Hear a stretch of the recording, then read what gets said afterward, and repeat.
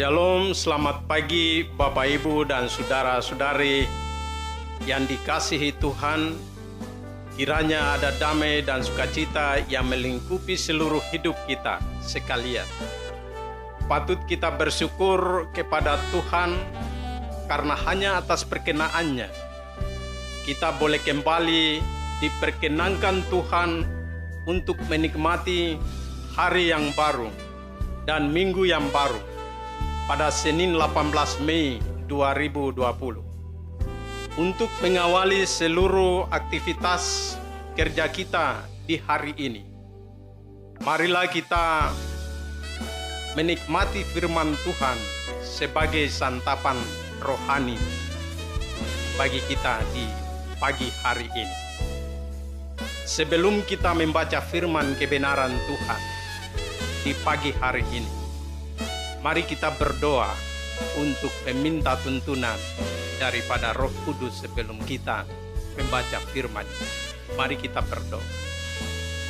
Terpujilah Engkau ya Allah Bapa Surgawi, Allah yang kami sembah di dalam Kristus Yesus, Tuhan dan Juru Selamat kami yang hidup. Di waktu yang baik, waktu yang disediakan oleh Tuhan kepada kami sekalian anak-anak ketebusan-Mu, untuk akan membuka dan membaca di dalam firman kebenaran-Mu.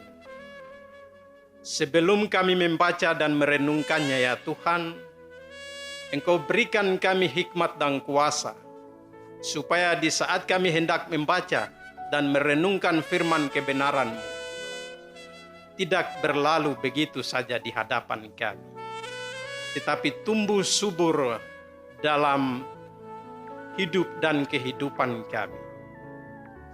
Kiranya Tuhan Engkau memberkati kami di saat kami hendak membaca firman kebenaran. Amin. Dalam pembacaan firman Tuhan kepada kita sekalian di hari ini, saya pilih di dalam Injil karangan Yohanes pasal 20 ayat 24 hingga ayat yang ke-29. Demikian perikop sekaligus dengan ayat pembacaan kita. Yesus menampakkan diri kepada Thomas. Tetapi Thomas, seorang dari ke-12 murid itu, yang disebut Didimus, tidak ada bersama-sama mereka.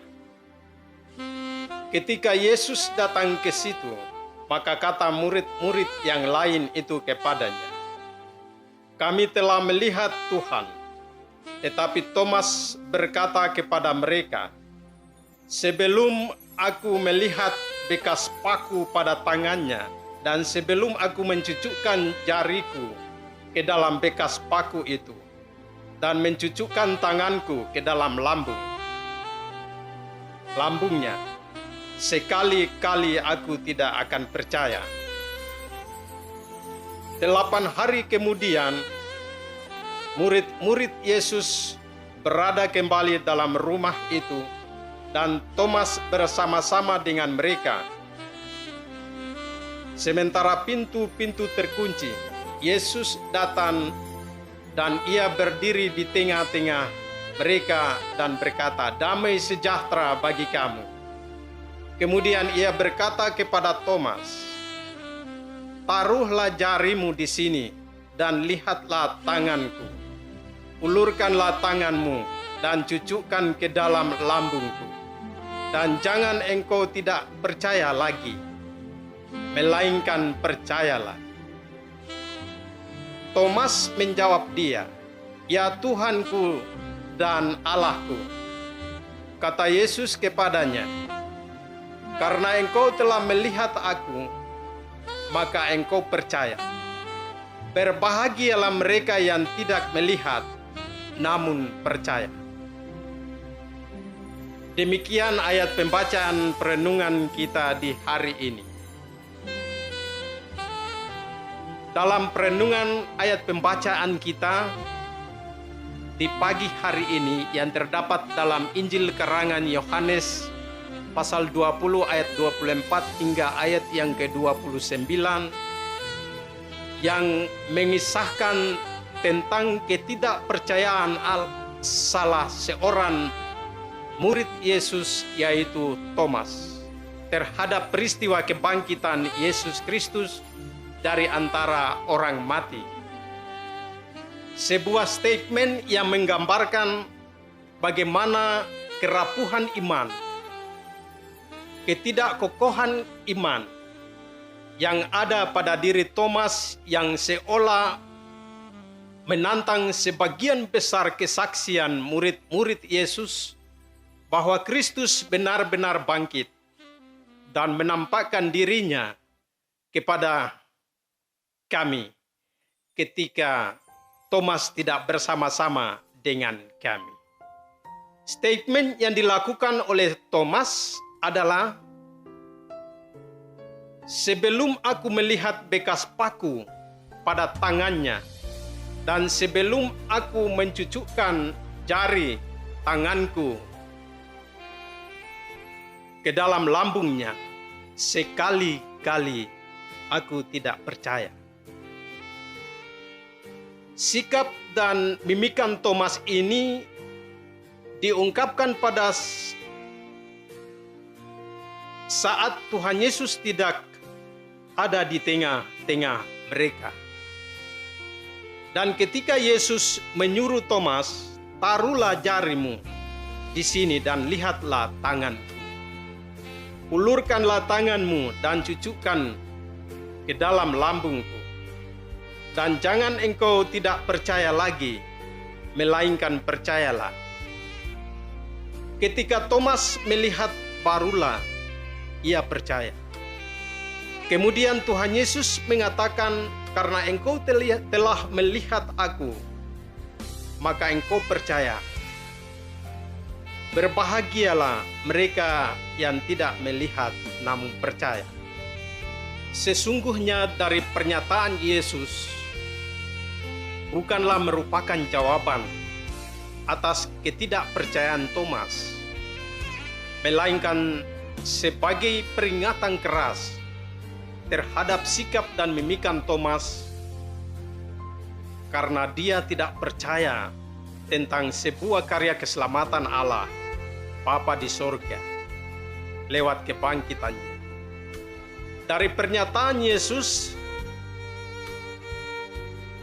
terhadap sikap Thomas, ada dua karakter yang perlu kita simak dan pelajari bersama-sama. Yang pertama adalah percaya walaupun belum melihat. Yang kedua adalah percaya setelah melihat.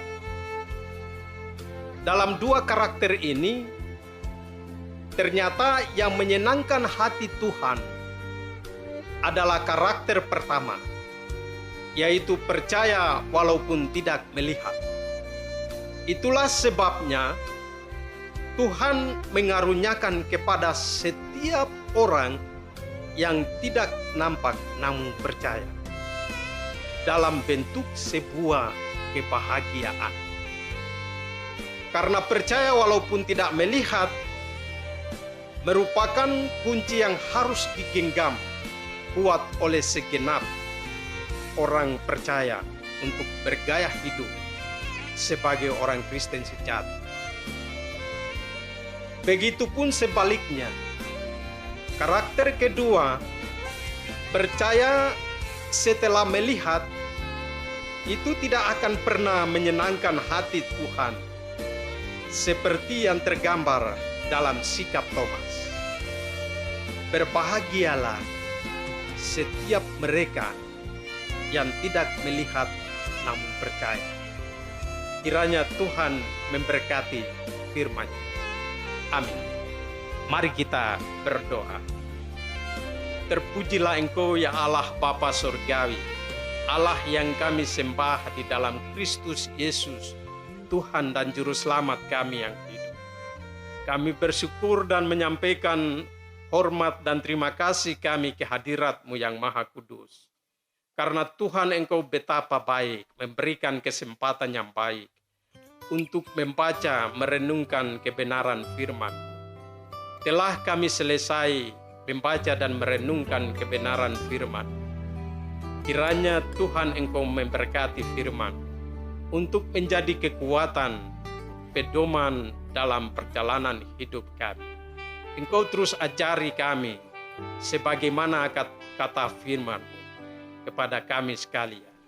Berbahagialah setiap orang yang tidak melihat namun percaya. Dalam nama Yesus kami berdoa. Amin.